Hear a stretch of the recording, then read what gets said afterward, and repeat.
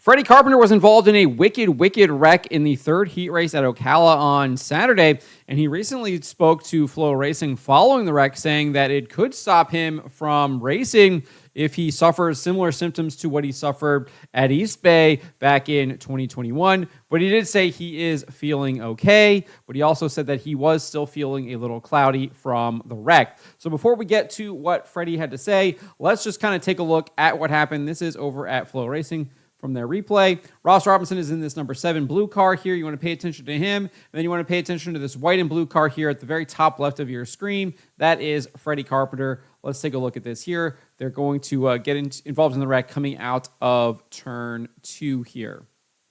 So you can see McCready's leaning on Robinson, moves up. I think he takes the air off Robinson. Robinson gets up into the dirt, hits the wall. Freddie Carpenter, nowhere to go. Only got other car committed to the outside there. Runs into Ross Robinson and just massive damage to the car, to Carpenter's car. It's hard to kind of see it right there. If we just back it up a little bit here, blow this back up again. And you can see there, it's hard to see what kind of damage is on the right side of the car. I mean, the left side looks fine, obviously, because it didn't get hit.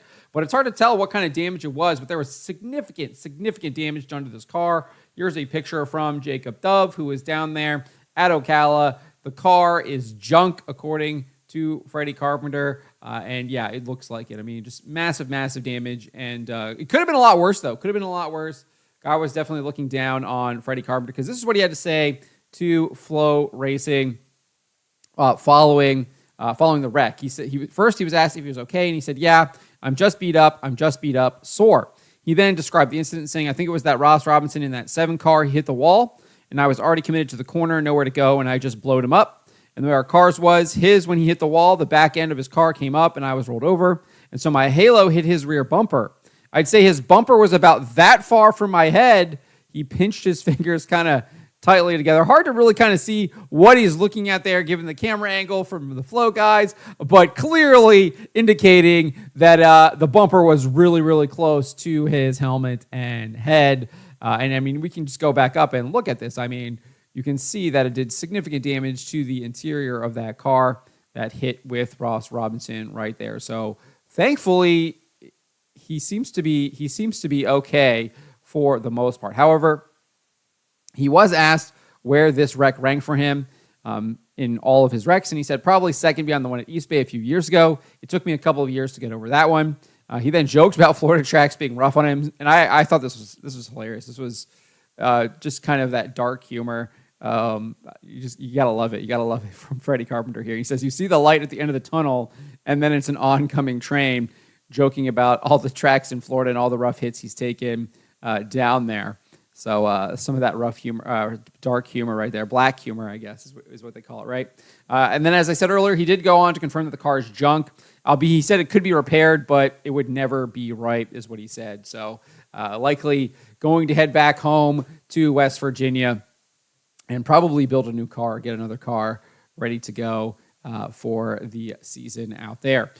But then he said this too, right? So he did say that he does plan to continue to compete in Florida Speed Weeks moving forward. The wreck isn't going to deter him from doing that. He says, I'm still in. But then he added this caveat, and he says, it depends. You know, the last time it took me like 6 days for that concussion to hit me, and it took 2.5 years to get over it. So it just depends. If I get like that again, I'll stop racing. I'll probably have Tyler drive it next year or something. He then reiterated that he is feeling okay, but he said this, I'm feeling okay, just a little cloudy. I feel okay. So hopefully he doesn't suffer the concussion symptoms that he suffered from the wreck in East Bay that took him 2.5 years, and we get to see him continue racing. Because I do like watching him race. He's highly entertaining, especially at the Dome. Love watching those Carpenter boys race. They're a lot of fun. I loved how he said he thought he was planning on jumping out over the Dome in his, I think it was a heat race win or something like that at the Dome this past December. I just loved it. He's loved it. Highly entertaining. Great personality. Makes the sport better. So if you don't know, back in 2021, he did end up in this violent wreck with Jeff Matthews and Zach Dahm. He spoke to Outside Groove about it at the time. He says Zach Dahm swerved to miss Jeff Matthews, who was turned into the wall. Zach's car made contact with Matthews' car, straightening it out on the racetrack. facing the wrong direction. Then my car hit Matthew's car right side to right side. My car ramped up over Matthew's car and began flipping like a sprint car. And we do have footage of this. This is from Barefoot Racing Adventures. So we can take a look at this right here. And that's Freddie's car right there, the black and white number 4. And you can see just up and over, just as he described it. You can take a little bit look of it right here. I'll back it up right here. I'll let the sound go too.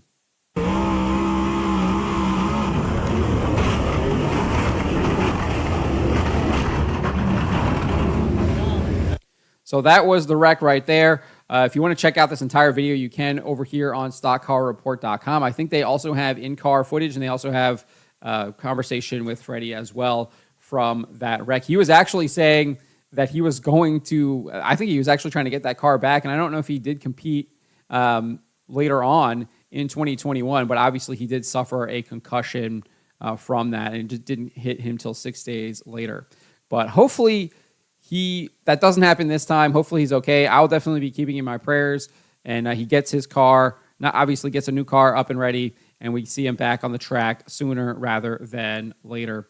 But let me know what you guys make of what Freddie Carpenter had to say here. Let me know in the comments below.